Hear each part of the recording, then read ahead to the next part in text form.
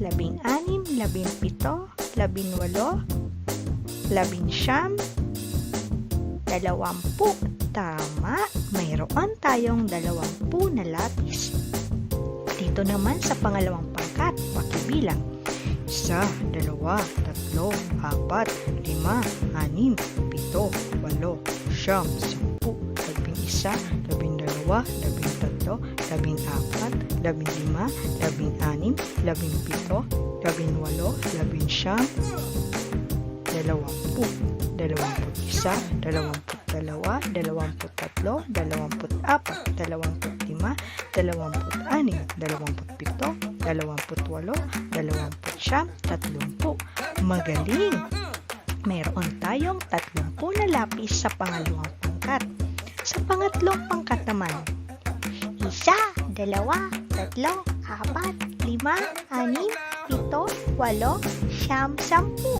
7, 8, 9, 10, 11, 12, 11, 12, 13, 14, 15. Mahusay, mayroon tayong 15 na mga lapis. Mga bata, sa tatlong bilang na yan, alin ang pinaka marami o ang pinakamalaki?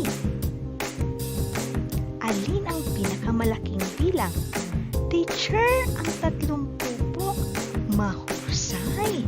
Alin naman mga bata ang pinakamaliit o pinakakaunti? Teacher, ang 15 po. Tama. Ngayon mga bata, aayusin natin yan mula sa pinakamalaki hanggang sa pinakamaliit. O ang decreasing order, ibig sabihin, yung pinakamarami hanggang sa pinakamaliit. Ito po yun.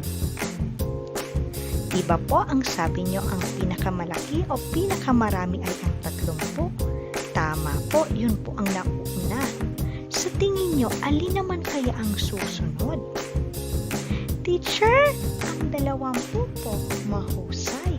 At alin naman ang pinakamaliit o ang pinakakaunti sa 3? Teacher, ang 15 po. Mahusay mga bata. Ayan mga bata, tingnan natin ang mga bilang. Ang pinakamarami ay ang 30. Tapos, isinunod natin ang 20 at ang pinakamaliit ay ang 15. Kung makikita nyo po dyan, nakakaayos ito sa decreasing order.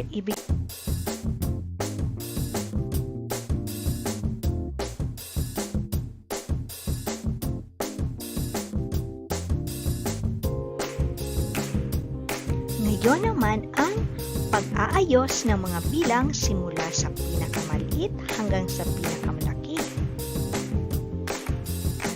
Yung kanina po na ating inayos, yun pa din po ang ating aayusin. Ang bilang na 20, 30 at 15. Mga bata, alin ang pinakakaunti sa tatlong bilang? Teacher, ang 15 po. Tama. Alin naman mga bata ang Pinakamarami o pinakamalaki? Teacher, ang 30 po. Tama. Mga bata, kapag inaayos natin ang mga bilang mula sa pinakamaliit hanggang sa pinakamalaki, uunahin muna natin ang pinakamaliit, ang 15. Tapos, ano po ang susunod? Teacher, 20 po. Tama. At ang susunod ay ang pinakamalaki sa 3 o ang pinakamarami. Ano pong bilang ito? Teacher, 30 po. Mahusay. Mga bata, tingnan natin ang mga bilang na nandito. Ang 15, 20 at 30. Mapapansin ninyo na mula ito sa pinakamaliit o pinakakaunti na bilang papunta sa pinakamalaki. 15, 20 at 30. Tingnan natin kung tama. Ang 15 ba ay mas kaunti kaysa sa 20? Opo, tama. Ang 20 ba ay mas kaunti kaysa sa 30? Opo, mahusay. Ibig sabihin, tama ang inyong pagkakaayos mula sa pinakamaliit hanggang sa pinakamalaki o ang increasing order. Yun naman, ito ang mga aayusin nyo na mga bilang. Ano to? Ayusin ang mga bilang mula sa pinakamalaki hanggang sa pinakamaliit. Ibig sabihin, decreasing order. Mula malaki, papaliit. Ang ilalagay naman natin ay titik A, B at C. Titik A ang pinakamalaki, susundan ng titik B, at ang pinakamaliit ay titik C. Ayan mga bata, dito sa unang bilang, hindi pare-parehas ang digit o tambilang na nasa kanilang lugar o nasa kanilang place value. Kaya ngayon, pipiliin natin ang pinakamalaki muna. Alin sa tatlo ang pinakamalaki o pinakamarami? Ang 67, 70 o 45? Teacher, 70. Tama. Titik A. Alin naman po ang susunod? Teacher, 67. Tama. At ang pangatlo? Teacher, ang 45. Mahusay.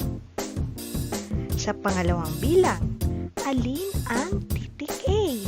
Teacher, ang 20. Tama. Alin ang titik B? Teacher, 13. Tama. At ang panghuli, ang pinakamaliit, titik C. Teacher, 11. Mahusay mga bata.